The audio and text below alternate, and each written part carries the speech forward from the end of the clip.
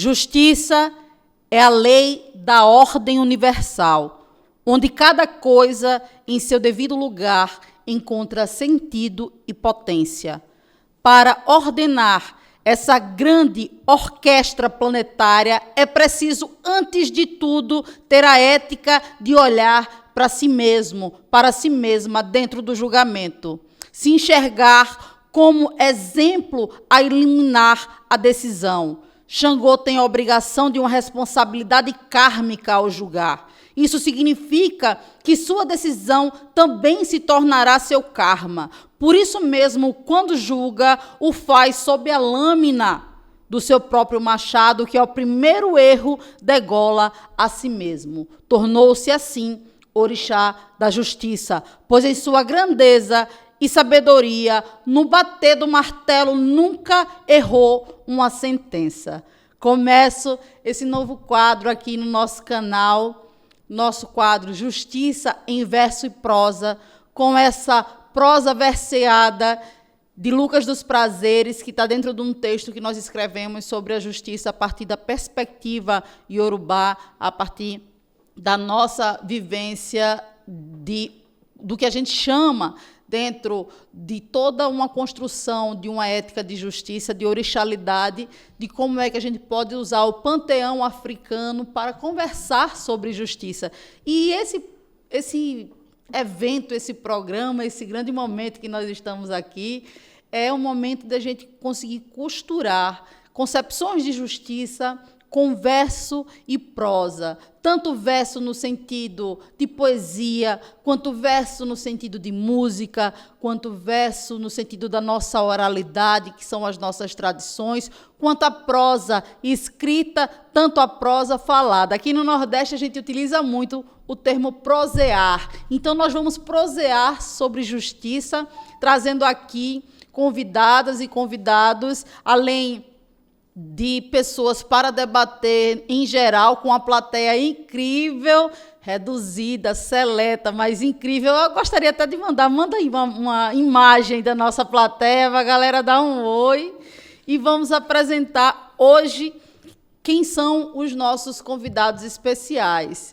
Nós temos Jean Ramos Pancararu, que é um pensador indígena do povo Pancararu, aqui do sertão de Pernambuco, é músico, compositor, poeta, educador, enfim, tem várias atuações, inclusive na articulação cultural, tem suas próprias concepções a partir do seu território, do que seja justiça. E estou aqui também com minha amiga queridíssima Renata Berninger, advogada, militante, uma mulher daquelas que você segura na mão e diz que não quer soltar.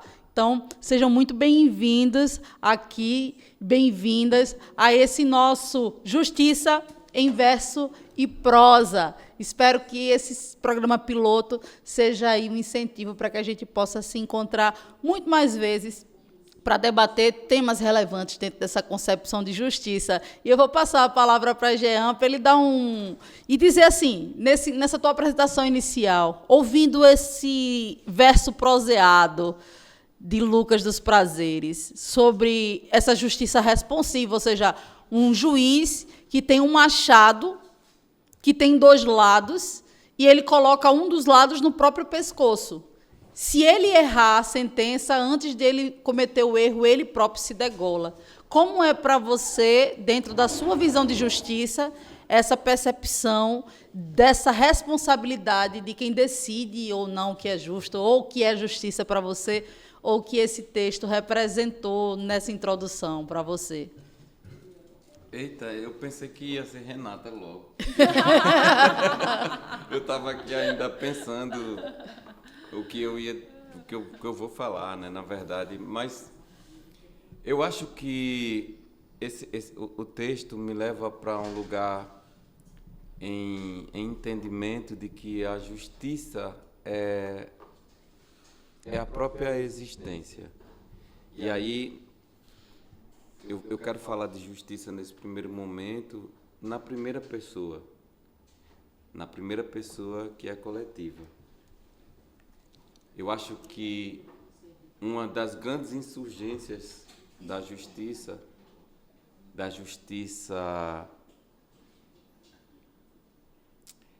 espiritual da justiça ancestral é eu estar aqui agora. Acho que já é uma grande prova de que nós temos a justiça ao nosso favor, que é estar vivo e ter um território para pisar, para viver, para respirar.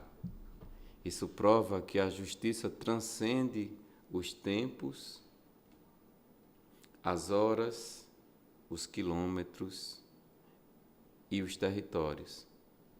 A justiça que me mantém aqui vivo, aceso, atuante, é uma justiça que não está nos proformes estabelecidos pelo judiciário. É o que está escrito na tablatura do universo como forma de ser. Está aqui, vivo, atuante, com um povo que tem o seu território demarcado, vivenciando a sua cultura, a sua tradição. É uma forma de justiça divina, eu diria. E essa justiça não está apenas ao dispor do nosso povo, ela está ao dispor da existência da natureza. A justiça pelos rios, a justiça pelo mar, a justiça pelas árvores, a justiça pelos animais, a justiça pela forma de existir-se. Eu acho que é nesse lugar. Não sei se eu... É uma concepção de justiça extremamente orgânica e que nos leva, para nós que somos profissionais e pesquisadores, estudiosos, estudiosas do direito, quando a gente fala sobre justiça, a gente associa muito ao próprio sistema que nós chamamos de sistema de justiça. E quando eu abro com essas palavras do meu irmão Lucas dos Prazeres e você complementa dessa forma, você coloca a justiça como algo muito anterior ao direito, muito anterior ao proforme, como você falou. A justiça, talvez, como um valor universal. Mas nas faculdades de direito não é assim que nós aprendemos.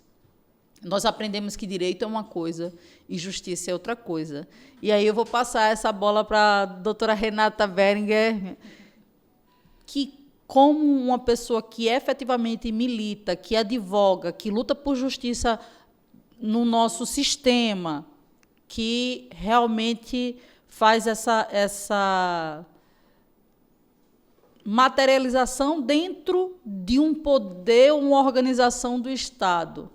Como é que você visualiza essa discussão sobre justiça e como é até mesmo que você se compreende como uma pessoa a serviço ou não da justiça? Que felicidade de estar aqui hoje conversando sobre esse tema, que é um tema que ele conecta as pessoas de uma forma tão profunda, socialmente, filosoficamente, juridicamente, e até mesmo sobre os astros e as estrelas, o que é a justiça divina, o que é a justiça dos homens. E é muito importante a gente ter essa percepção. A gente estava conversando aqui nos bastidores, e quando me trouxeram esse tema, bateu logo assim, eu disse, nossa, faz tanto tempo que a gente não para no dia a dia, corre da advocacia, dos nossos projetos pessoais e profissionais, para refletir profundamente sobre o que é a justiça, né? E nos colocar também como operadores dela.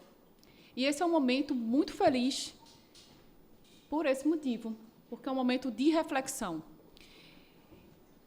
E essa versão filosófica é muito importante ser trazida, porque é ela que faz parte da gente. Ela faz parte da gente enquanto pessoa. E, do ponto de vista filosófico, a justiça é dar a cada um o que lhe pertence. E o que lhe pertence não está ligado só, no meu conceito, que eu vou como pessoa, não está ligado só ao que nós somos hoje, mas faz parte da nossa história, da nossa existência. que a depender da crença, pode ser hoje, o ontem, ou outras existências. E durante muito tempo, o que a gente vê no dia a dia, né, é o nosso conceito estruturado nas universidades. É o que Chiara trouxe. Disse, olha, a gente aprendeu a distanciar o direito da justiça. E conversar com isso hoje é muito bom, porque o primeiro exemplo, que quando você trouxe o verso, Chiara, para mim ele é o reflexo daquele jargão popular que diz assim, quando você aponta um dedo, tem 4 dedos apontados para você. Então, se você for injusto nesse julgamento, o peso maior é contra você próprio e não contra aquela pessoa. Porque o julgamento sempre diz mais sobre você do que sobre aquela pessoa.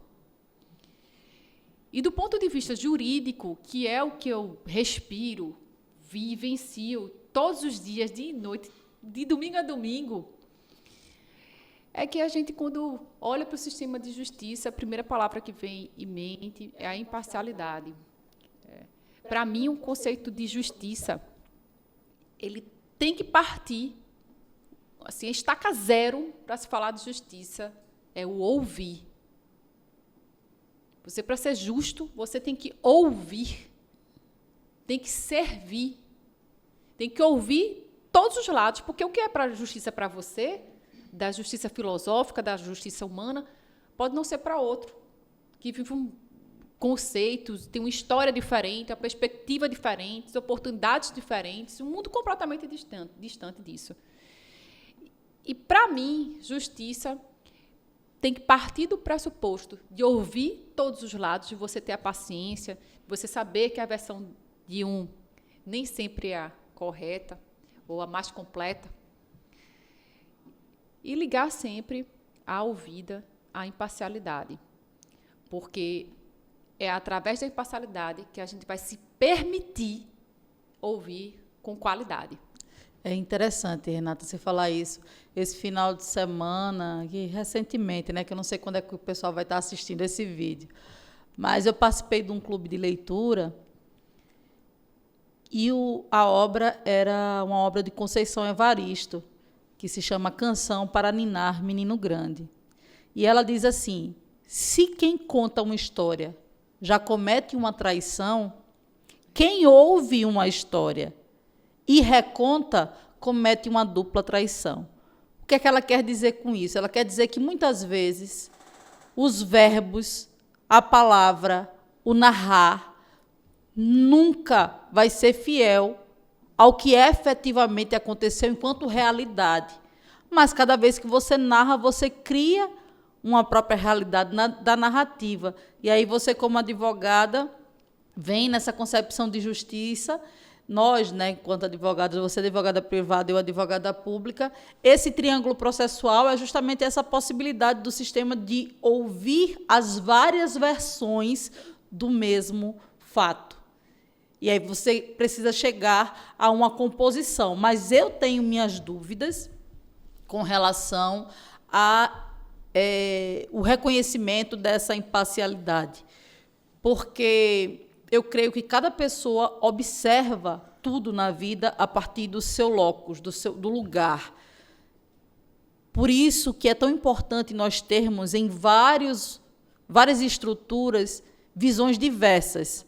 Lentes diversas. Lentes diversas, porque muitas vezes você vai ficar viciado na sua forma de interpretar um determinado fato, um determinado ato, e isso condiciona a maneira como você interpreta a vida ao seu redor. Então, esse princípio da imparcialidade ele deve ser discutido com muita responsabilidade, mas com muita abertura de dizer, como diz Peter Haberle, que todos nós partimos de pré-compreensões, como diz Friedrich Miller e outros hermeneutas da Constituição, que você parte de pré-compreensões. Por exemplo, eu sendo uma mulher nordestina que veio da zona rural, eu tenho uma forma de interpretar a legislação previdenciária que concede aposentadoria a um rurícola de uma maneira diversa daquela pessoa que nunca esteve no campo, que nunca viu um milho plantado, que nunca viu da terra brotar nada. Então, o lugar que você ocupa a partir das trajetórias que a gente atravessa, né, o que a gente realmente caminha, é que faz com que você observe esses objetos de locais diferentes. E você ter a consciência disso é extremamente importante, e aí vamos falar dentro do processo de um julgamento mesmo, num julgamento dentro do sistema que a gente chama de sistema de justiça. Dentro desse sistema, esse julgamento, aquele julgador, ele tem que ter essa ética responsiva de que esse machado ele também tem que estar sobre o próprio pescoço, que aqui o seu martelo, que não é uma realidade brasileira, mas está no imaginário de muita gente, né? O juiz com um martelo, que ele também pode esmagar a si próprio. Então, a primeira coisa que eu acho que o juiz tem que perceber é que eu sou um ser humano. Como ser humano, eu tenho meus preconceitos, eu tenho os meus vieses, eu tenho minhas pré-compreensões. Para que eu possa ser um instrumento a serviço da justiça, eu tenho que ter esse reconhecimento e de que forma eu vou lidar com meus preconceitos, com minhas compreensões, com minhas pré-compreensões. E isso traz uma coisa de um movimento muito potente que a gente vê numa reaproximação entre direito e justiça a partir sobretudo da Constituição, né? Eu digo, se você, esses dias eu até vi o ex-ministro Aires Brito dizer, se você é civilista, seja um civilista constitucionalista. Se você é um penalista, seja um penalista constitucionalista. Por quê? Porque a Constituição traz princípios e traz valores, e a justiça é um desses valores. E a gente está aqui debatendo sobre essas concepções diversas de justiça, Renata. E eu queria saber assim, se tu tem na tua memória alguma atuação, algum julgamento que tu acha que tu contribuiu efetivamente para trazer um contraponto para a visão de um magistrado, de uma magistrada, de uma decisão, se tu consegue lembrar de alguma coisa, até para a gente compartilhar com a jovem advocacia, quem está começando agora, com quem está se inspirando na gente. Enfim, você visualiza alguma coisa para compartilhar com a gente do sistema de justiça? Eu vou contar uma história que é muito curiosa, e ela realmente, acho que parece que às vezes nós passamos por alguns testes na vida, não é? E eu acredito que nada, absolutamente nada na vida é por acaso. Parece que cada coisa se encaixa de uma forma diferente nas nossas vidas.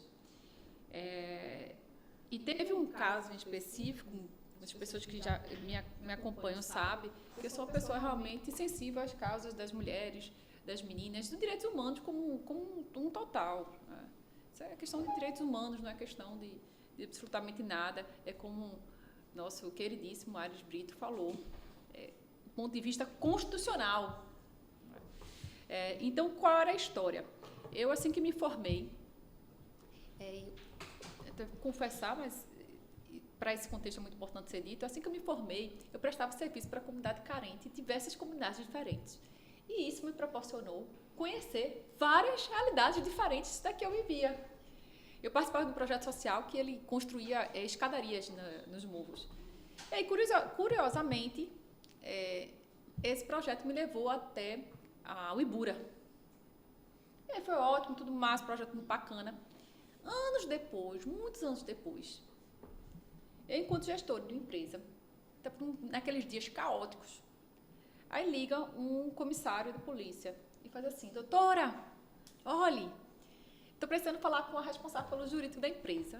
Ele ligou uma vez, eu estava em uma reunião super importante e não tive tempo, não tive a oportunidade de retornar ao comissário da polícia.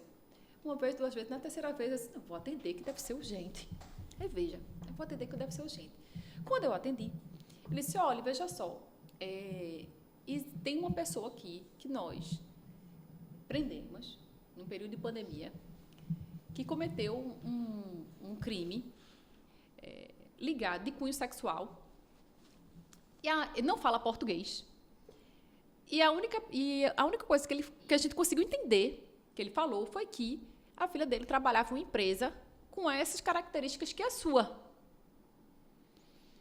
Aí eu, tá certo, qual é o nome dele? Fulano tal. Eu, tudo bem. Eu retorno essa ligação para você para dizer o que aconteceu. Aí eu identifiquei que ele era o pai de uma colaboradora da empresa que eu era responsável juridicamente. E aí o presidente liga, meu Deus do céu, ele não era brasileiro, era de um projeto social que o presidente da empresa estava trazendo pessoas de um outro país que estava passando por uma situação de vulnerabilidade muito grande. E aí, naquela hora, eu pensei, meu Deus, ele cometeu um crime de cunho sexual. Aí eu já pensei, se fosse a versão Renata, pessoa Renata, quer dizer, eu jamais advogaria defendendo qualquer pessoa que tivesse cometido um crime de cunho sexual. Não é o meu perfil, não faz parte das minhas escolhas, não faz parte da minha construção, não faz parte da minha coerência, não faria isso. Aí, se fosse Renata. Mas ali era a Renata profissional. E foi o momento e a oportunidade que eu recebi na vida de justamente provar de que era possível exercer essa imparcialidade, me despir das minhas próprias verdades e propor ali uma linha de ouvida mesmo, de construção diferente daquilo que eu pensava, diferente dos meus preconceitos. Aí eu disse, não, tá certo, eu vou lá. Aí cheguei. Quando eu cheguei, era um tempo de pandemia, eu cheguei na delegacia, a única delegacia que estava funcionando, a central. E aí eu cheguei e disse, por favor, o inquérito, abri o inquérito. Quando abri o inquérito, era um senhor. Esse senhor não era brasileiro, como eu disse, ele estava no Ibura e ele foi preso porque uma moça que estava na parada de ônibus do outro lado da rua viu ele fazendo gestos como se estivesse se masturbando. E aí, na hora, passou uma viatura e ela disse, tarado, tarado, e levou ele preso, em flagrante. E aí eu disse, tá certo, tem alguma coisa estranha aqui. Aí eu pensei logo assim, por quê? Porque eu tive a oportunidade de conhecer o Ibura. Aí eu disse, não, mas o Ibura tem uma avenida muito larga. E ele é um senhor que tem mais de 60 anos de idade, provavelmente não tem a capacidade nem de praticar o ato que ela estava falando, narrando ali. Não é? E ele estava muito distante. E como é que ele ia sentir prazer numa pessoa que ele provavelmente não estava nem enxergando? Aí, por incrível que pareça, tudo se montou ali o quebra-cabeça. Chame o preso.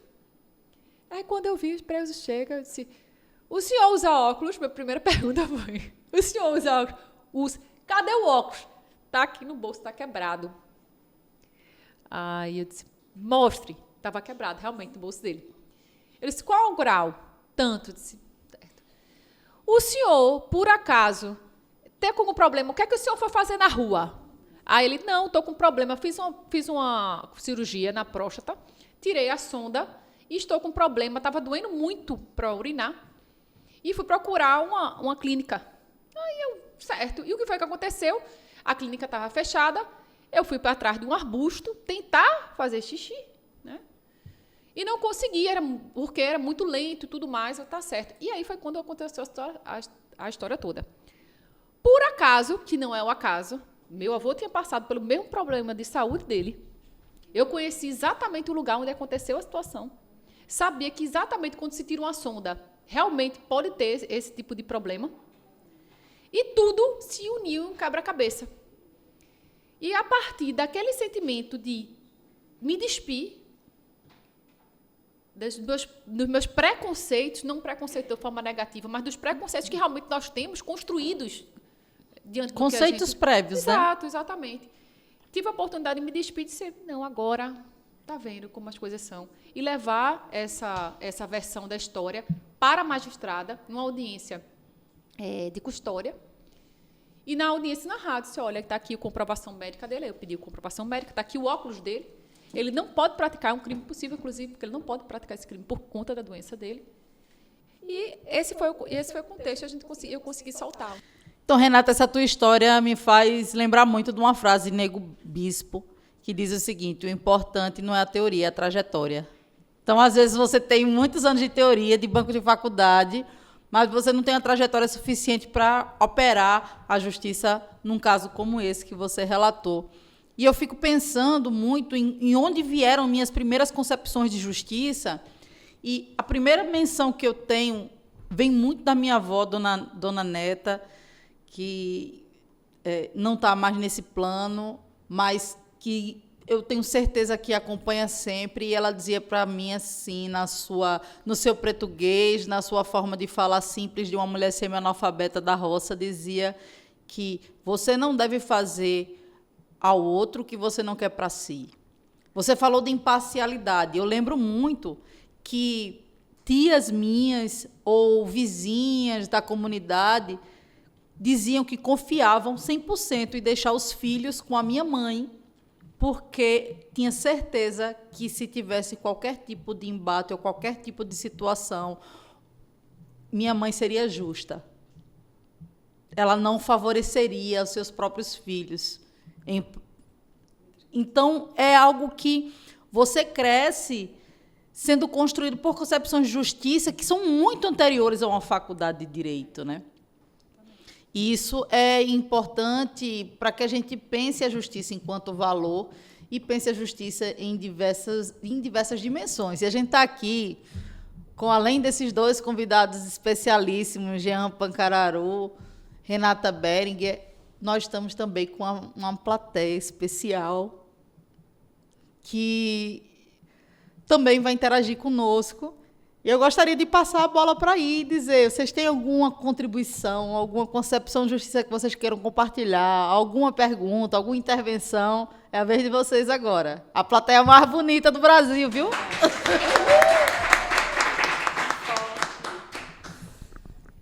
Meu nome é Márcia. Eu tenho uma pergunta a fazer. A Jean, ela começa com essa identidade que nós temos territorial. Eu venho de uma periferia onde a gente não sabe o que é justiça. E, ao mesmo tempo, a gente traz nos nossos povos originários um senso de justiça muito grande. E eu pergunto a você, do jeito que a gente enxerga, do ângulo da periferia, a gente entende que esse é um lugar que nunca vamos alcançar. E do ângulo dos povos originários, passado tanto tempo que a gente achou que só era o que a história contava, a gente entende também que eles perpassam por esse lugar de injustiça.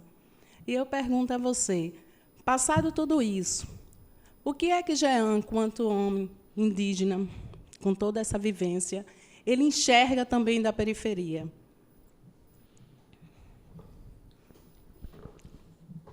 Olhe, acho que é uma das perguntas mais complexas assim que eu já recebi, porque a vivência da periferia eu não tenho conhecimento, mas eu entendo que existe uma conexão, uma interlocução do modo de vida, porque também no território a gente não acessa essa justiça. Por exemplo, o meu povo travou mais de 50 anos de luta para ter a demarcação e o acesso ao território que foi tirado de nós. E isso não veio a partir de uma boa vontade da justiça para nossas mãos de volta. Isso veio através de lutas que foram travadas pelos nossos mais velhos, que começaram a luta e não viram o final dela. E que esse final também não é um final, é uma pausa que a justiça estabelece, mas que nós não deixamos de ter as ameaças, que o nosso território não está ameaçado. Nós somos os únicos povos que têm apenas o direito do usufruto do território que vive. A gente não tem acesso concreto ao nosso território. Assim como o povo que vive em situação de vulnerabilidade social, que é o caso de uma população imensa no país, uma população que representa uma diversidade, que representa o que a característica dos estados podem estabelecer, porque tem indígena, tem negros, tem brancos, tem ciganos. A maior representação da população brasileira, eu acho que se encontra exatamente nessas localizações.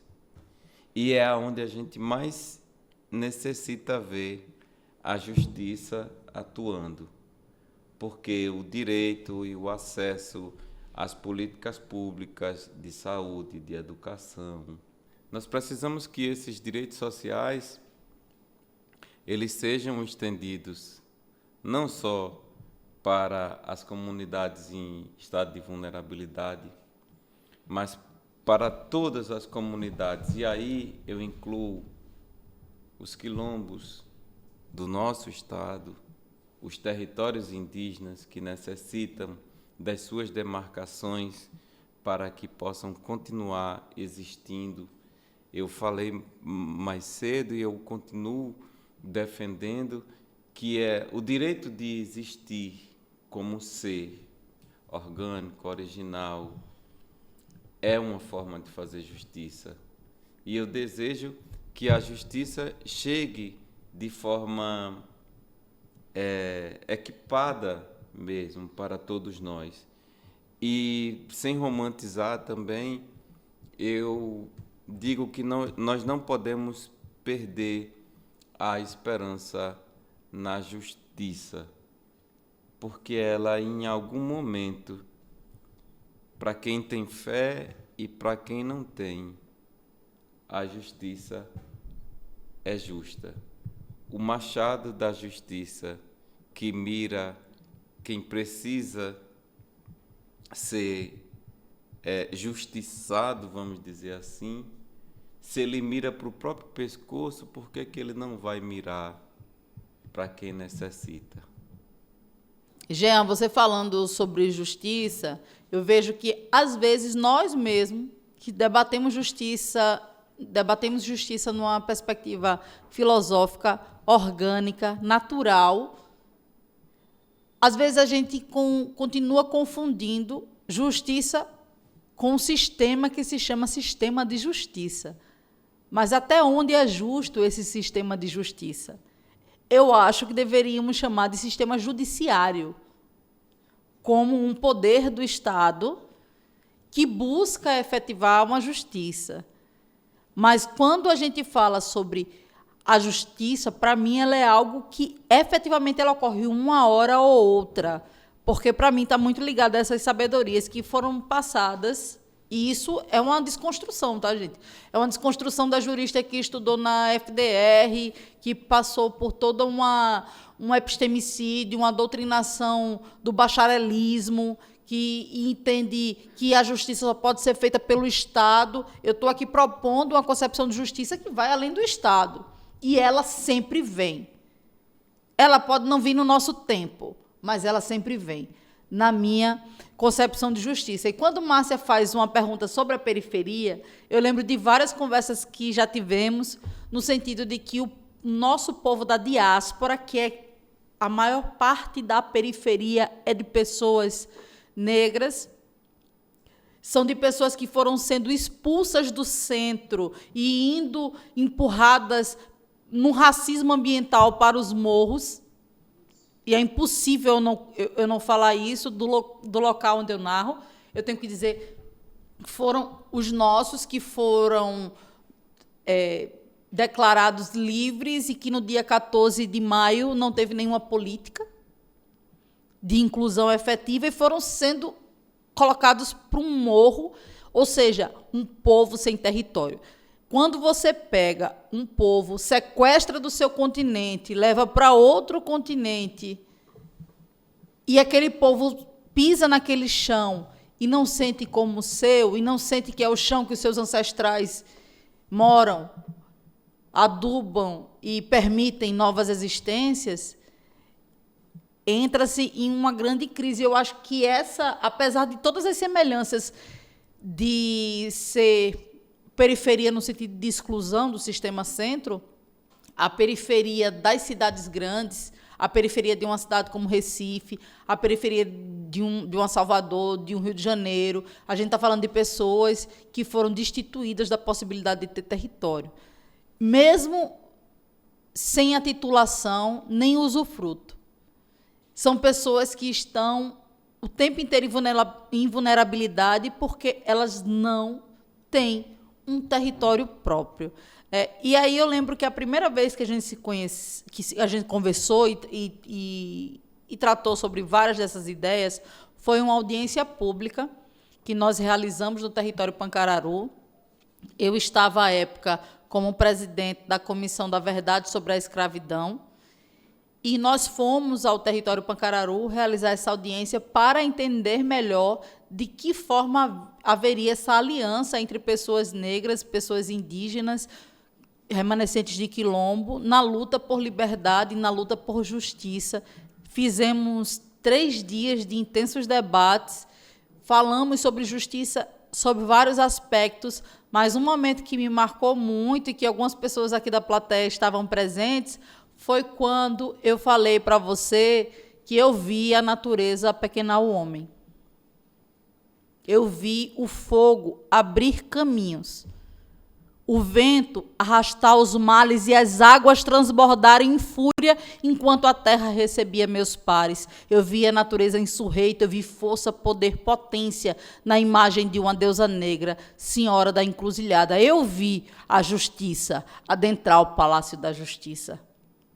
E aí você me mostrou versos e uma canção sua, que é muito poderosa, que se você pudesse compartilhar conosco agora, é Siorobaê, que da minha boca sai fogo, e que ela fala exatamente sobre justiça, numa perspectiva muito semelhante, mas a partir do seu território. Se você puder compartilhar conosco. Sim, na verdade, assim, eu acho que eu acabo... Alguém uma vez disse assim, que eu sou inocente, que tem algo de inocência, de pureza em mim, e eu não gostaria de perder isso, porque, no fim, eu acho que acreditar na justiça, necessariamente, não falando dessa justiça que é gerida pelos homens e pelos parlamentos, eu de alguma forma acredito na justiça. Não sou romântico a ponto de acreditar nessa coisa de que do castigo. Não sei se vocês já pensaram a justiça na perspectiva de castigo, que algumas religiões e crenças acreditam que o castigo é uma forma de justiça, né, do grande Criador, do grande Espírito. Se você não se comportar direito, um raio vai cair na sua cabeça e você vai pagar por isso. E eu acho isso tudo muito utópico, vamos dizer assim. E no meu caso eu acredito em outra forma de justiça. Siorobaê quer dizer, da minha boca sai fogo. É uma melodia que eu criei, eu acho que esse momento é oportuno para compartilhar sobre de onde veio a Siorobaê. A gente teve um caso aqui em Pernambuco, que foi de uma criança que despencou no 15º andar, se não me engano. E aquilo mexeu tanto comigo, assim, quando acessei a informação, acho que era um período bem na pandemia também, né? E quando eu fui acessando a história, isso foi me gerando uma sensação de injustiça muito grande. E na época, o que eu tinha era realmente ali para espraiar o sentimento e, enfim, era a música. E eu criei essa música que relata o momento em que aquela criança busca a mãe, procura. A melodia diz muito disso, de quando ele encontra a outra figura que bota ele no elevador, e aí ele entra no elevador e vai até um determinado lugar para encontrar a mãe, e não encontra a mãe e acaba encontrando uma queda. E essa queda, na minha criação artística dolorida, ele não chega até o chão. Ele se transforma antes em algo que tem a capacidade de voar, de adentrar outros espaços sem ter esse contato com o chão, e não deixa de ser também uma forma de justiça pela inocência. Os inocentes não devem tocar seus rostos no chão.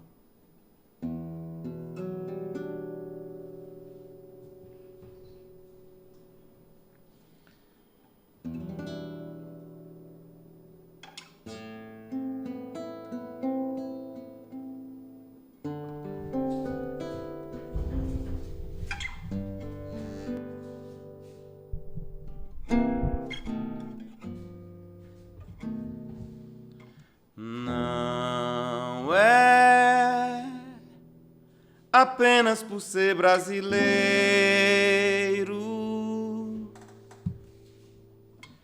é ter o sangue correndo nas veias e nas mãos de muitos. Lá se vão 520 anos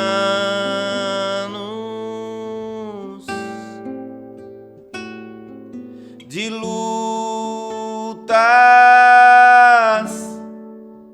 para manter viva a memória dos verdadeiros donos dessa terra já tão saqueada,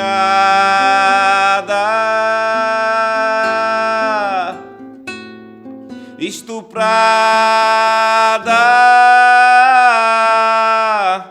desrespeitada ao extremo. Essa história será recontada.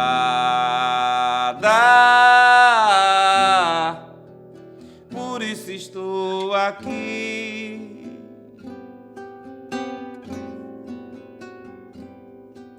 vestido com as armas dos meus ancestrais. Não ousem me calar.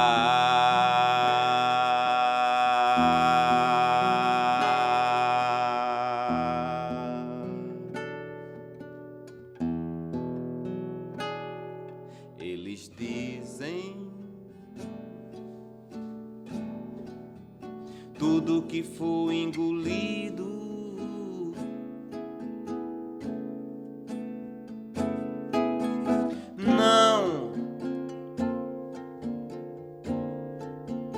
engoliremos mais.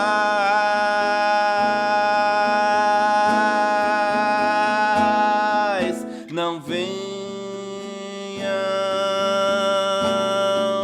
tentar dizimar nosso povo.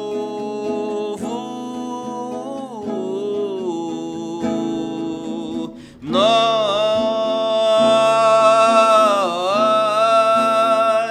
vamos resistir.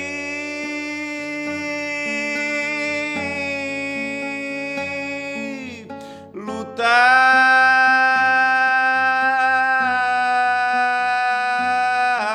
até o último guardião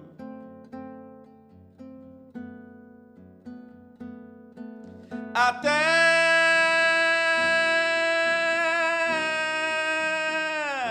a última chuva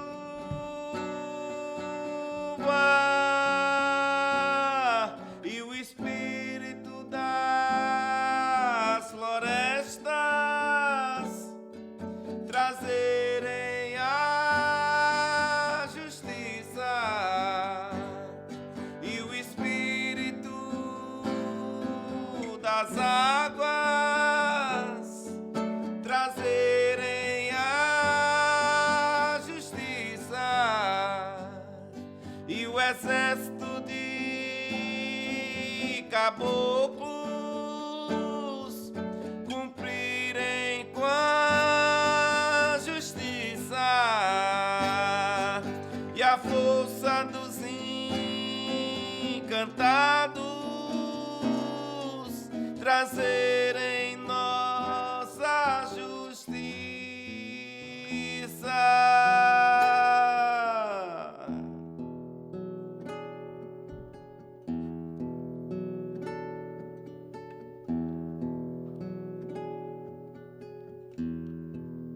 Guopiá, catu azul do Baumã,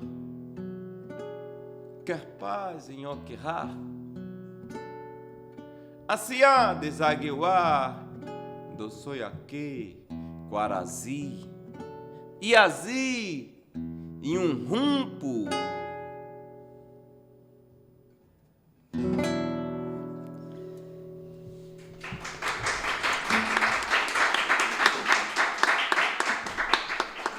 É impactante, né? É impactante, Senhor Obaê, da minha boca sai fogo. E que vem com a concepção muito de uma justiça natural. Nas nossas teorias, Renata, dentro da academia, a gente fala muito sobre direito natural, direito positivo.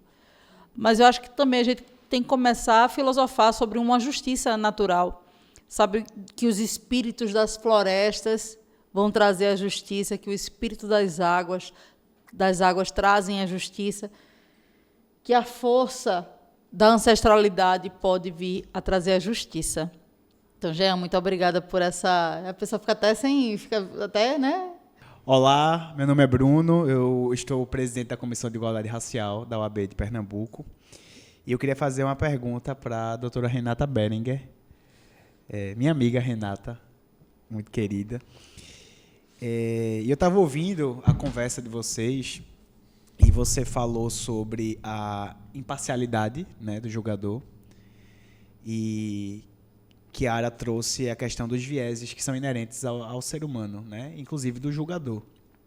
Eu tive na faculdade um professor de Teoria Geral do Processo, que ele dizia que ele tinha uma opinião diferente do que se tem, de modo geral, da imparcialidade. Não é que o sujeito ele não vai ter um lado, mas ele não pode estar predisposto a ter um lado, porque quando ele for apresentado às provas do processo, ele vai ter que decidir. Então, ele vai ter um lado, de modo geral. Eu gosto muito dessa definição dele. E aí, esse sujeito que não deve ter uma predisposição, mas, ao mesmo tempo, ele tem os seus vieses subjetivos. E a gente se depara com os números do CNJ em que a magistratura ela é majoritariamente composta por homens. A parcela de mulheres que compõem o judiciário são mulheres autodeclaradas brancas, né? Uma minoria é declarada como mulher negra e uma minoria menor ainda é autodeclarada como mulher negra de pele preta. E eu queria saber de você a importância de ter mulheres, mulheres, e 2, mulheres negras no Poder Judiciário para que a gente alcance essa famigerada justiça que seja aplicada e seja julgada por esse sujeito imparcial, mas que não podemos ser ingênuos de que tem vieses. Porque os vieses que são colocados hoje na aplicação da chamada justiça são vieses de homens brancos. Meu amigo, é sempre um prazer encontrar você, uma felicidade, ter a honra também de trabalhar com você em vários momentos diferentes. E tudo que a gente conversou agora converge muito para essa resposta que eu vou deixar aqui para vocês. Perceba que cada um aqui trouxe uma realidade de justiça diferente. Chiara falou muito sobre essa justiça natural, essa justiça de existência que está muito além do próprio ser humano. Né? Jean trouxe outra realidade de justiça, foi uma justiça filosófica, uma justiça que tem um olhar completamente distante do que é que eu tenho, que é a jurídica em si, a jurídica, aquela ali acadêmica, aquela da prática da advocacia. Então, em uma roda onde estão 3 pessoas diferentes, nós tivemos 3 olhares diferentes. O Poder Judiciário, ele é um instrumento de transformação. Ele é um espaço que tem que estar presente na sociedade de uma forma muito sensível. E eu não falo sensível do ponto de vista da fraqueza, não. Eu falo sensível no sentido das coisas mesmo, de percepção. É muito importante que a gente tenha várias lentes diferentes, principalmente na hora de julgar, porque o povo não é um só.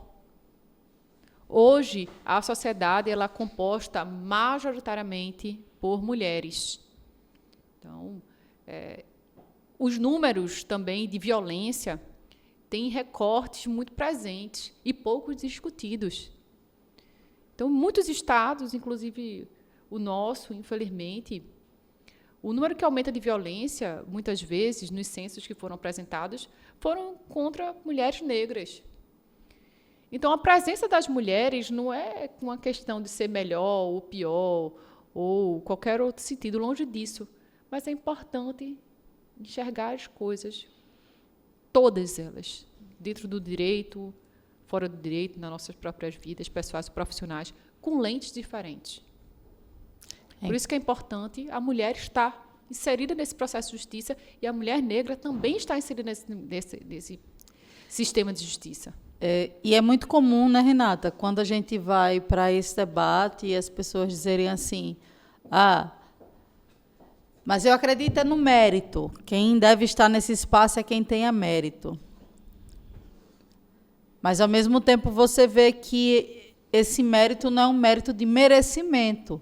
Muitas vezes é um mérito de vários privilégios que foram herdados, que permitem que as pessoas acessem determinadas posições e estejam em determinadas posições. Quando a gente vai discutir justiça, eu tenho um meme com a charge que tem vários degraus assim no chão, que é tipo como se fosse pallets, e tem uma pessoa com estatura bem baixinha, nanica, tem uma pessoa com estatura média e tem uma pessoa com estatura alta. A pessoa com estatura alta, ela está vendo tudo a partir do muro. Se você pegar cada um daqueles pallets e colocar igualmente, ou seja, dentro de uma isonomia, dentro de uma igualdade formal, aquela pessoa alta ela vai ter uma visão ainda melhor. Aquela pessoa média, ela começa a ter um pouquinho da visão, mas aquela pessoa que é anã ou que tem uma estatura muito abaixo da média vai continuar sem enxergar nada. Então, o que efetivamente seria justiça nesse caso? Será que não seria a gente colocar 2 pallets para aquela pessoa que não consegue enxergar, 2 degraus para aquela pessoa que não consegue enxergar, para que ela esteja no mesmo nível daquele que, por razões diversas, tem uma condição de estar visualizando o jogo, a realidade do processo, a realidade do que é a viver em sociedade, a realidade do que é justiça. A gente precisa ir para além de uma justiça de igualdade formal, nós temos que ir para uma justiça material. E isso também me lembra muito a minha família e me lembra muito a minha mãe, que tem 2 filhos apenas, mas os 2 têm necessidades totalmente diferentes. Então, não é porque ela ama mais um ou outro, porque ela é mais justa com um do que com o outro, mas ela dá a cada um o que cada um precisa para se equilibrar. E, para mim, a lógica de justiça tem muito a ver com equilíbrio. Por isso que eu começo nosso debate, esse nosso programa, essa nossa nova série, trazendo uma concepção de justiça que é uma justiça que parte de dar a cada um o que é seu e colocar cada coisa no seu devido lugar, colocar ordem e dar ordem ao caos. É uma justiça que ela tem relação com o equilíbrio. Não à toa a gente tem, em quase todas as representações de justiça, a balança. Desde Maat, no Egito Antigo, você vai ter uma balança. De um lado, você coloca o seu coração. Do outro lado, é a pena que Maat, a deusa da justiça egípcia, que a gente não pode esquecer nunca, que é africana, tem na cabeça, e ela pega a sua pena e ela coloca na balança. E o seu coração, ele tem que ser tão leve quanto a pena, para que você possa atravessar para o mundo dos mortos com dignidade. Então, você vê que essa concepção de justiça a partir do equilíbrio, ela tem em vários povos, em vários tempos. Se você for para o povo oriental, você vai ver isso, desde a Coreia, o Japão, a China, você vai ver essa questão do equilíbrio e da balança, de você efetivamente chegar a um momento em que você pensa a justiça como colocar cada coisa no seu devido lugar, dar a cada um o que é seu, mas de acordo com a distribuição, que seja uma distribuição equânime e não simplesmente igual, formalmente igual. E isso é também um dos aspectos da justiça que a gente define. Nós temos uma plateia aqui formada majoritariamente por juristas negras e negros, e por isso que eu passo de novo aí para o auditório, para que possa vir mais uma contribuição, um questionamento, uma poesia. Era bom uma poesia daí, né, minha gente? Cadê vocês? Olá. A minha pergunta vai para a Kiara. Eu sou uma grande admiradora da Kiara e eu gostaria de saber, ela como uma mulher negra, e eu já tive também a oportunidade de ouvi-la em alguns espaços, como que é para ela trazer Xangô, que para mim, que sou candomblessista, que é o rei da justiça, como que é para você trazer Xangô para os espaços da justiça, pela posição que você ocupa?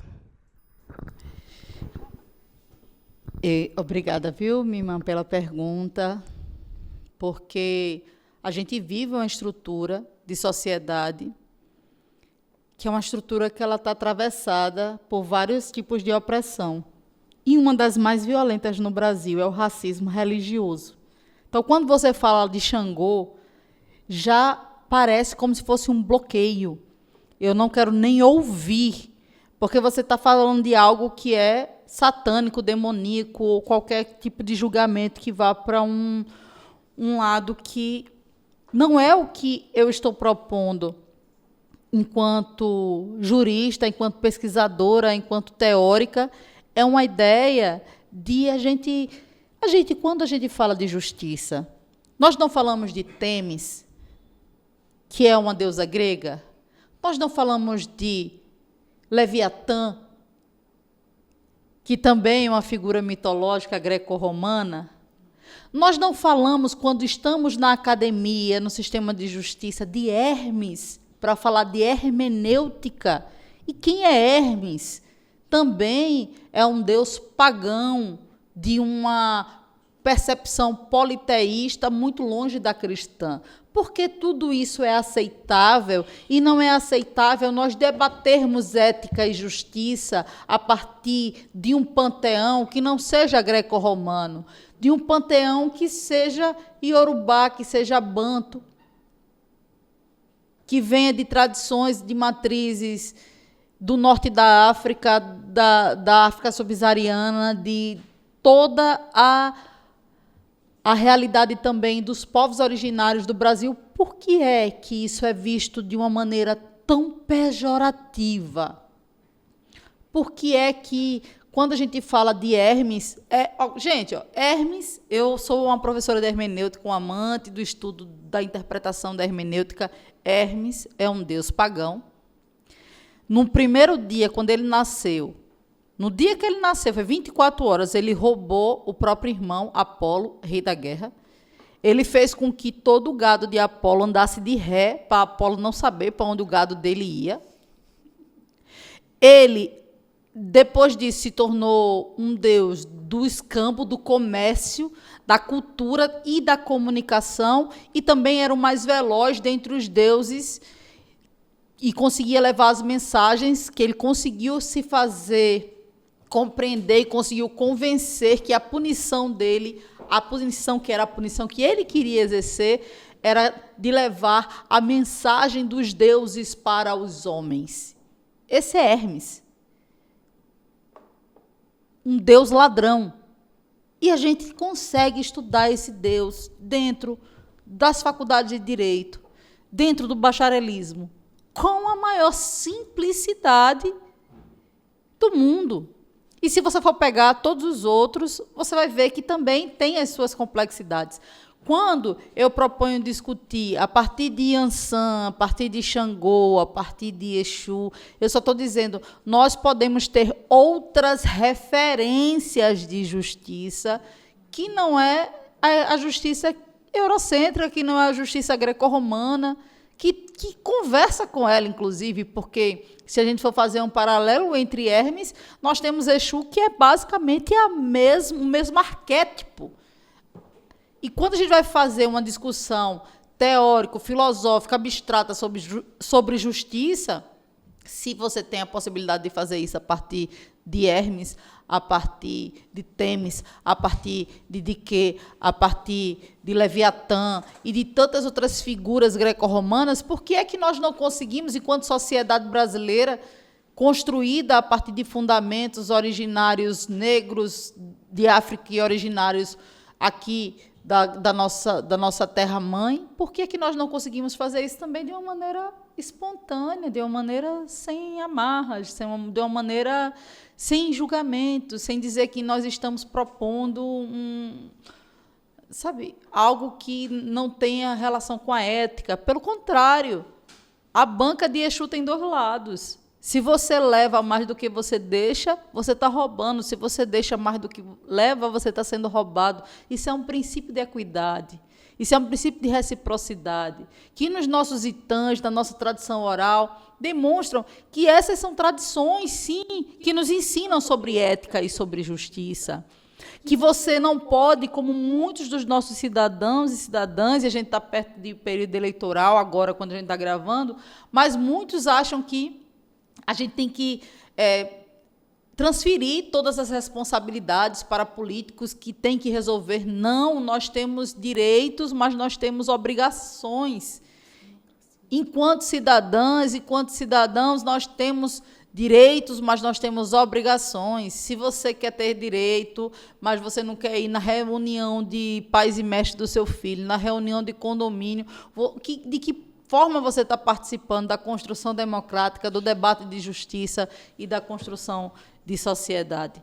Então, eu penso que quando a gente traz Xangô, a gente traz também numa concepção que aí difere muito do paradigma eurocêntrico, do paradigma greco-romano, que é porque lá eles têm um deus da justiça, uma deusa da justiça, ou é Temis ou é Dique.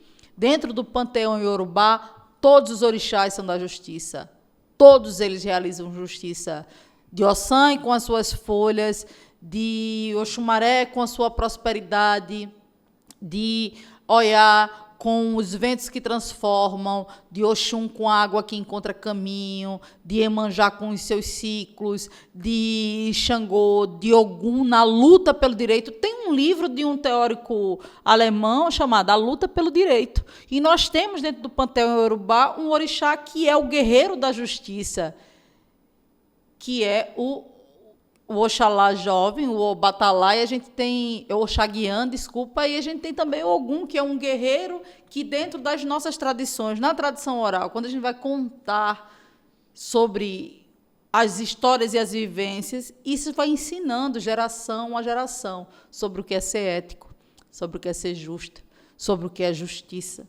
Por isso que eu digo que eu aprendi justiça e eu lidei com justiça muito antes de entender que existia ou existiam profissões que eram exercidas para realizar aqui em sociedade a nossa justiça. Quando eu me entendi enquanto ser, entendi que eu tinha um chamado, um propósito de viver a justiça, eu descobri que existia uma profissão que se chamava advocacia, e que essa advocacia era uma profissão para lutar pela justiça, para realizar a justiça. Eu disse, é isso que eu quero ser. Aos 9 anos eu decidi e nunca mudei. Nos 8. Conta aí um pouquinho, Renata, como foi? Como foi o teu? Nos 8. Rapaz, Kiara, eu vou dizer assim que é bem curioso. O meu, eu sou a primeira advogada da minha família. Então, eu vou muito mais para esse lado filosófico, existencial, que Jean trouxe, de que nós somos composição de várias existências, e foi estudando mesmo, assistindo ali os noticiários. Eu tenho um problema de dormir, tenho insônia muito grande, e aí eu saí assistindo todos os noticiários, e aí deu despertar assim, sobre a função do Poder Judiciário.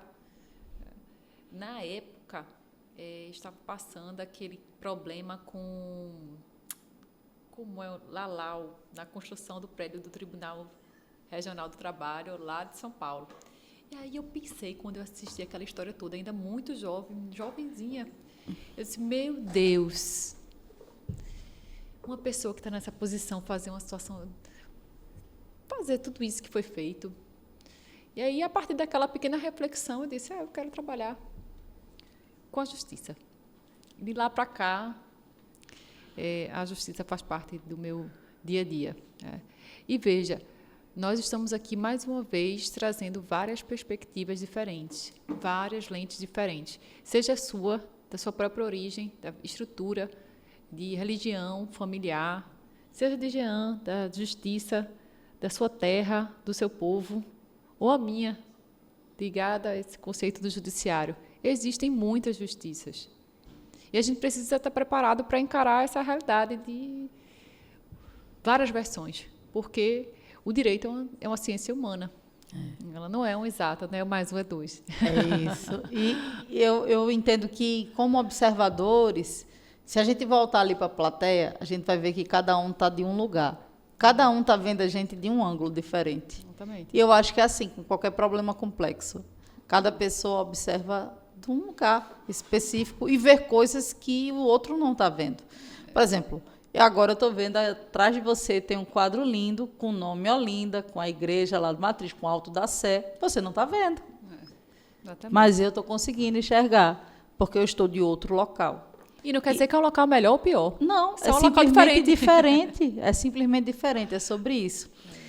Gente, eu quero saber se a gente já vai se encaminhando aqui para o final. Eu quero saber se o pessoal da plateia tem mais alguma questão, tem mais algum pedido, tem mais alguma contribuição. Olá, meu nome é Juliene. E nessa perspectiva, a gente votou muito, né? Vocês conversaram muito e trouxeram muito passado. Nesse quesito, eu lembrei de um livro que eu li, que é Silenciando o Passado, e eu gostaria de saber, para os três, essa pergunta para os três, como mulher, como uma pessoa preta e uma pessoa indígena, como vocês veem esse silenciamento no judiciário em si? Como é que vocês enfrentam esse silenciamento? Juliene, obrigada pela pergunta. A gente construiu, dentro da dogmática jurídica, um mito chamado sujeito universal. Esse sujeito, ele não tem classe, ele não tem cor, ele não tem raça, e, teoricamente, ele que define tudo o que é direito, tudo o que é justiça, tudo o que pertence, tudo o que não pertence ao sistema. Na prática, a gente começa a compreender que essa figura desse sujeito de direito abstrato, que muitas vezes, quando nós estamos na faculdade ali estudando sobre direitos humanos e diz assim, declaração do direito do homem e do cidadão, aí o professor de constitucional ou de direitos humanos tenta remediar de alguma forma, ele diz, não, quando fala de direitos do homem e do cidadão, está querendo falar da humanidade. Não está. Não está. Porque na época que aquilo foi escrito, só quem era cidadão era o homem branco europeu que tinha posse. Então, a gente tem que começar a falar isso de maneira mais aberta e de maneira sem um peso de um julgamento ou de uma culpa. É simplesmente uma constatação de que é assim que se estabelece o direito como se exerce no Brasil. O direito como direito codificado, o direito como direito positivo. Então, para esse direito codificado, positivo, dentro de um contexto de um positivismo jurídico que veja desde o primeiro código moderno, que é o Código de 1804 de Napoleão, até as constituições modernas, desde a Constituição americana à Constituição brasileira de 1791, você vai ver uma estrutura de texto que não inclui corpos. Então, para esse sistema, as questões de gênero, raça, origem, território, isso não é enxergado porque nós vivemos ainda sistematicamente uma lógica epistemicida que nega todas essas outras existências e saberes e diz que existe um tipo de sujeito que é universal, que não importa onde mora, não importa a sua trajetória, não importa a sua origem, não importa a sua etnia, não importa a sua cor, não importa seu gênero, todos serão julgados da mesma maneira. Mas quando você vai ver na prática, você vai perceber que 2/3 da população carcerária brasileira é negra, você vai perceber que um jovem negro da periferia, ele 8 vezes menos droga do que um jovem branco de um CEP, de um bairro nobre. O jovem branco ele precisa de 8 vezes mais quantidade de maconha ou de qualquer outra substância entorpecente para ser considerado como traficante. Já o jovem negro da periferia, às vezes, com um baseado já é. Isso significa que, na teoria, nós excluímos os corpos, mas na prática, quando chega numa audiência de custódia, quando chega na abordagem policial, quando chega na atuação do Estado, é impossível que isso não seja considerado. Não à toa a gente vê também em audiências as violências de gênero, né, Renata? Tantas violências de gênero, a gente tem, às vezes, julgadores, Ministério Público e advogados zombando de partes do processo ou duvidando de provas, sendo extremamente, fazendo uma dupla agressão contra aquela mulher que foi violentada no sistema. Então, em teoria, a gente não inclui os corpos. Você já estudou corpo dentro do direito? Eu nunca estudei corpo. Eu pesquisei depois, muito tempo depois. Mas dentro da universidade nós não estudamos. É como se não existissem corpos diversos. É como se não existisse gênero, raça e origem. É como se todo mundo partisse de um mesmo local. Mas, na prática, a gente vê uma diferença que a gente precisa começar a conversar para poder transformar. Isso é polêmico? É polêmico. Isso é incômodo? É incômodo. Mas, às vezes, a gente tem que ir para o incômodo para poder transformar, realmente, para poder mudar. Esse é o ponto de partida. E talvez é o ponto de partida, o ponto de chegada. Agradeço essa pergunta de Juliene. Agradeço a todos vocês e todas vocês que estão acompanhando a gente online, a vocês que vieram aqui presencialmente, a plateia mais maravilhosa de todas. Eu olho para cada uma e tenho uma sensação de afeto muito grande, no sentido de ser afetada, no sentido de que a existência de cada uma e de cada um de vocês me atravessa e me engrandece e me provoca em diversas formas. E dentro de que a gente fala de verso e prosa, eu sou uma pessoa que fui criada por uma mulher que é muito justa, mas que é uma grande leitora, e ela sempre disse para mim o sonho dela era que ela tivesse uma filha escritora. O sonho dela é que a filha dela fosse escritora e o filho jogador de futebol. Meu irmão não seguiu, não. Mas eu sigo aí, colocando as minhas experiências e impressões nos livros, nos contos, nas poesias. E teve um dia que Jean Ramos escutou uma poesia minha, perguntou se podia musicar, e depois que ele já tinha musicado, ele disse assim, você não tem uma outra poesia sobre justiça para colocar aqui de novo? Outra? Esse é outra. Então, foi a minha primeira poesia encomendada. E eu fiz, e a partir disso, ele fez uma canção, que é uma canção extremamente forte.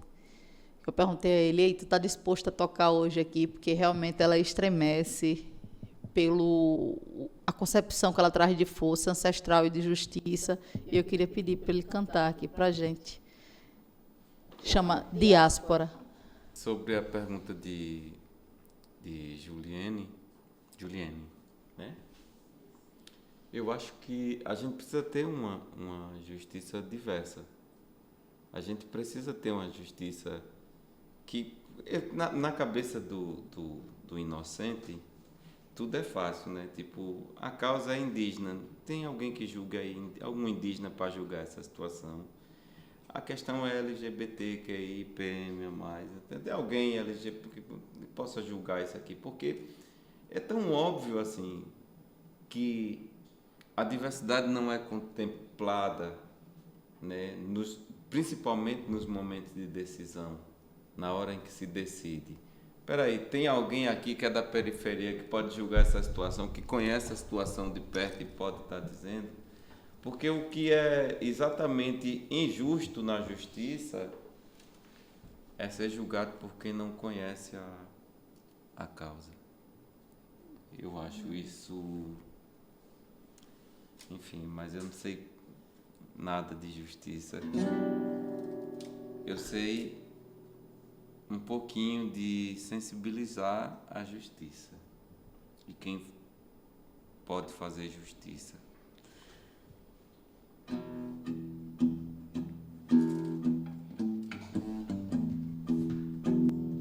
Baixa o microfone.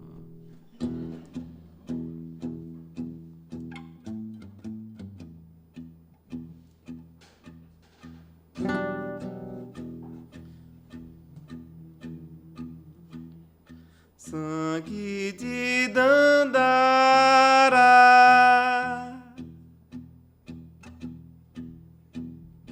alma de zumbi,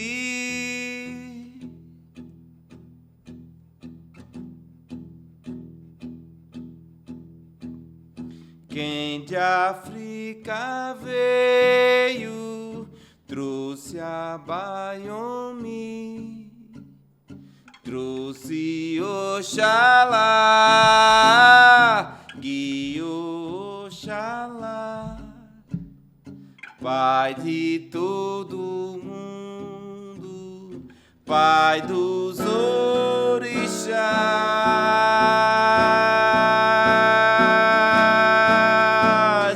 numa terra nova.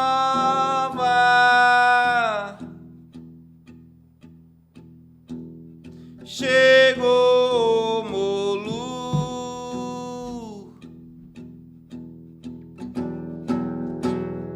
Oxóssi guerreiro, meu guia Ogum, vindo de outros mares, mensageiro Exu. Iabazóia, Iemanjá, Oxum.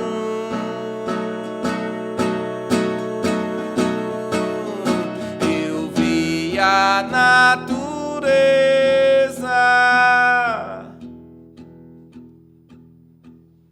a pequena, o homem.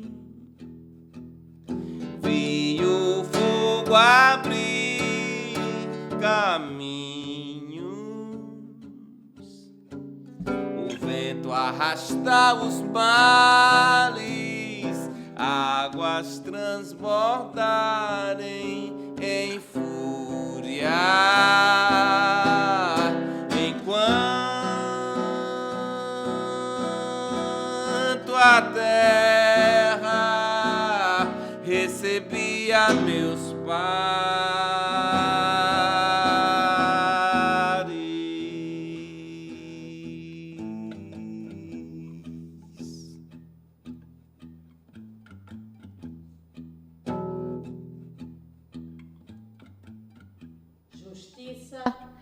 é semente que brota, colheita certa. Justiça é água que se infiltra, que encontra caminhos. Justiça é fogo que queima, luz que alumia. Justiça é vento que leva, vendaval que devolve. Justa é a terra, terra-mãe, terra-abrigo. Justo é o tempo, implacável equilíbrio da balança. Justiça é machado de 2 gumes, nunca erra a sentença. Justiça é machado de 2 gumes, nunca erra a sentença. Caô, cabe esse lei. Vi a natureza insurreita. Eu vi força, poder, potência na imagem de uma deusa negra, Senhora das encruzilhadas. Eu vi a justiça adentrar o palácio da justiça.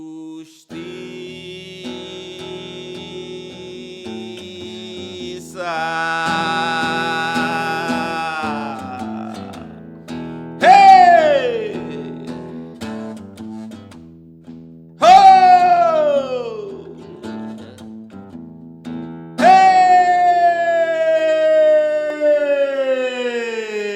Epa, Reuia! Obrigada, Jean Ramos! Pancararu! Essa força natural. Vamos nos encaminhando para o final. Obrigada a vocês que acompanharam até aqui. Vou passar a palavra para a Renatinha para ela poder deixar suas considerações, não finais, né? Porque ela vai vir aqui algumas outras vezes. Então, as suas considerações para o programa de hoje. Renata. Agradecer mais essa possibilidade de reconstruir todos os dias. Deus nos concede essa belíssima opção da gente todo dia se reconstruir. E é com esse verso, essa prosa, essa música, essa arte que a gente termina esse programa com aquele sentimento de inquietude. Esse sentimento é um sentimento que sempre me persegue. E foi muito bom compartilhar ele com vocês hoje. Obrigada, Renata. Essa inquietude eu acho que é própria de quem vem destinada a lutar por justiça. São pessoas que não se conformam, que querem realmente transformar do local que estiver. Nós hoje na advocacia, você na advocacia privada, eu na advocacia pública, Jean na produção cultural, na pedagogia, na formação, na educação específica indígena. Eu queria também passar a palavra para ele se despedir, fazer um pedido especial para ele convidar vocês a conhecerem um pouco mais a Mostra Pancararu de Música e o projeto Interpretar. Vai aí, Jean. Eita, é porque a gente faz tanta coisa para continuar vivo, existente e aceso. Um podcast é muito pequeno para poder contar a parada toda, mas a gente tem, enfim, o projeto Interpretar, que se transforma em uma metodologia que está atuando há 20 anos no território e também é um livro hoje que chama-se Metodologia Interpretar. A gente está lá atuando com esse projeto nas escolas do território, levando música para a sala de aula, músicas que fortalecem a nossa cultura, a nossa tradição, a nossa geografia, a nossa história, porque foram músicas que foram compostas a partir da vivência, da experiência nesse território. que acaba, de alguma forma, contribuindo com a opinião contemporânea desses alunos e alunas e professores também. E dentro desse processo todo tem a Mostra Pancararu de Música, que está na sua 7ª edição, vai acontecer agora do dia 9 ao dia 12 de outubro. É uma etnovivência dentro do território, onde quem é pesquisador, quem é curioso, quem é sensível à história, né, dos povos originários do Brasil, conhecer uma experiência, uma vivência dentro do território, coordenada a partir da curadoria da minha pessoa, que sou uma pessoa ligada, conectada e muito responsável, modéstia à parte, com como as pessoas devem nos ver. É exatamente daí que nasce a Mostra Pancararu, que convida as pessoas para vivenciar no território uma experiência onde tem indígenas, não indígenas, e é dentro da 3ª maior população indígena do Brasil, que é o estado de Pernambuco, e que muita gente não sabe disso. Mas é impressionante. Então, nós precisamos difundir mais essa história, e eu acho que são espaços como esses que Kiara criou agora, que me trouxe aqui. Eu fico muito grato, assim, eu não sabia nem que eu tinha essa estrutura, essa capacidade de estar aqui diante de 2 pensadoras inteligentíssimas, e que para mim é uma honra muito grande dizer que eu acredito em como você vê a vida para nós, Kiara, e acredito também como você vê, Renata. Eu sinto verdade na sua fala, eu sinto envolvimento. Nego Bispo falava uma coisa muito importante que está no livro dele. Ele diz que o desenvolvimento cria desconexão com o território e com a verdade. Que a palavra que nós devemos usar para o nosso povo, para os nossos pares, é envolvimento. Porque o desenvolvimento, ele destrói a natureza. Ele consome os minérios, ele destrói a humanidade. O envolvimento, ele cria interação. E se a gente for pensar um pouquinho mais sobre isso, quando você pensa na questão de desenvolvimento, você bota seu filho na escola. Ele vai passar de ano todo ano, vai passar no vestibular, vai fazer uma faculdade. E aí eu lhe pergunto, ele está desenvolvendo, mas se você não estiver presente na vida dele, ele pode se tornar o maior cientista do mundo, se ele não lhe considerar presença, se ele não lhe considerar envolvimento na vida dele. Se você não for parte, se você não contribuir, você fez tudo e nada fez. Então, a vida está muito mais necessitada de envolvimento do que desenvolvimento. Acho que mais do que pensar em ter um guarda-roupa cheio, a gente precisa pensar na possibilidade de começar a andar pelado. Porque é necessário, muitas vezes. É necessário se despir. Para a gente estar aqui hoje falando abertamente sobre tantos temas sensíveis, é importante que a gente se desvista, se dispe de várias compreensões, várias pré-compreensões de quem a gente é, para que a gente possa efetivamente aproveitar de um momento como esse. Eu posso dizer que eu aproveitei e muito. Eu quero passar para a nossa plateia maravilhosa para se dar a última mensagem. Quem quiser falar mais alguma coisa, o momento é esse. Vamos passar para vocês aí, suas maravilhosas e maravilhosos.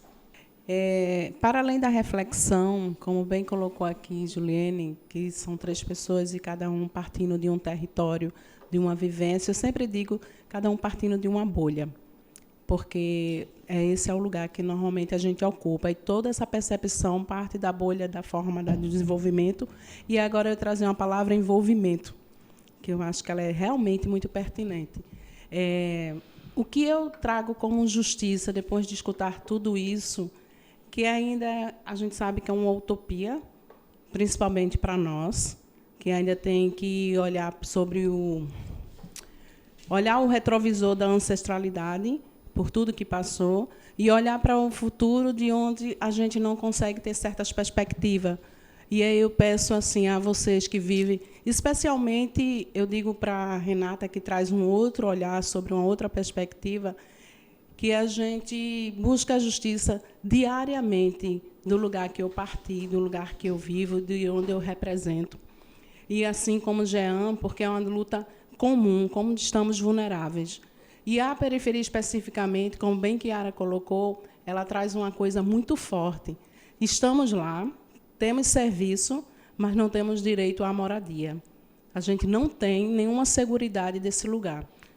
Então, o que é justiça para nós hoje, talvez não seja justiça para a Renata, não seja para a Jean, a gente se assemelha, mas partindo de pontos diferentes. Então, com este lugar, eu acho que é extremamente importante tudo isso, justiça versus prosa, mas, sobretudo, justiça e o cidadão e as pessoas no centro da justiça. Muito obrigada.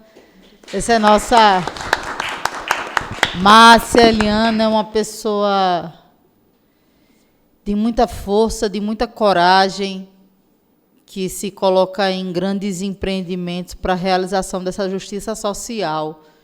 É uma justiça que compreende para além do sujeito universal, para além do sujeito único, para além do individualismo. É uma justiça que a gente constrói a partir do nós.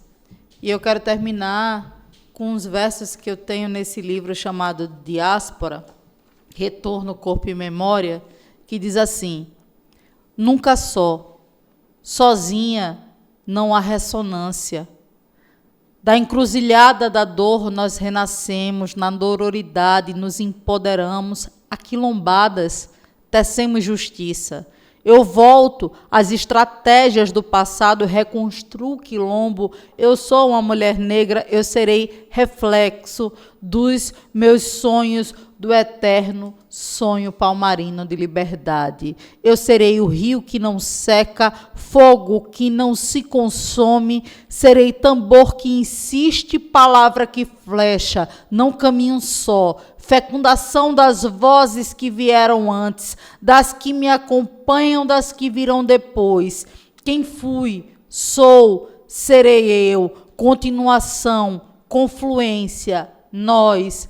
Eu serei porque já fui, eu sou porque ainda serei. Vida que morre germina, viva. Ciclo que gira, gira, gira, sem começo nem fim. Não há linha, há espiral, não há fim, há retorno. Fui, sou e serei, e de novo fui, sou, e de novo serei, porque eu sou nós. Quando a gente começar a desmanchar a diferença entre eu e outro, e a gente começar a construir uma ética de eu versus nós vamos realmente caminhar para um outro tipo de vivência, um outro tipo de justiça, um outro tipo de sociedade. Eu não encaro você que pensa diferente de mim como um outro, como adversário, como adversária.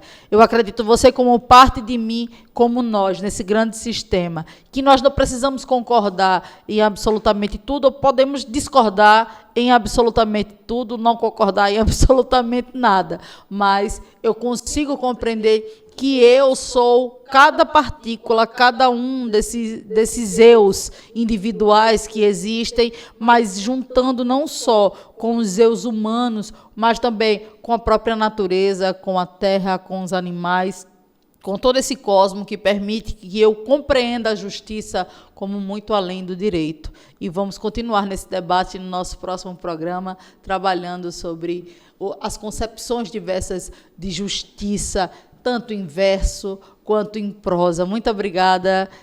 Foi uma alegria ter vocês aqui. E foi uma alegria participar. Muito obrigada, Renata. Muito obrigada, Jean. Obrigada a vocês todos. Valeu. Até a próxima. Obrigada aqui a Renan. E a esse estúdio que nos recebe, Arara, Estúdio Arara, que nos recebe sempre com muito carinho. Um grande abraço, até o nosso próximo encontro.